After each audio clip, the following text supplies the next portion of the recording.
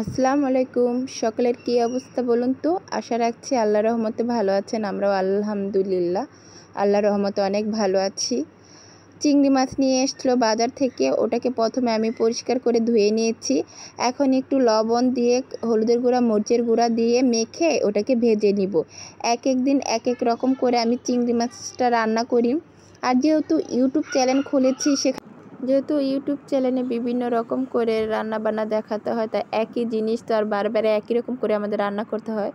রান্না তো একই, তাই যাই হোক, একদিন একটু ভেজে রান্না করি, একদিন একটু কষিয়ে, একদিন একটু মোলা দিয়ে, একটু আলু দিয়ে, এভাবে রান্না করে জাস্ট কোনো রকম দেখানোর চেষ্টা করি। যাই হোক, চিংড়ি মাছটা আমরা খুব পছন্দ করি।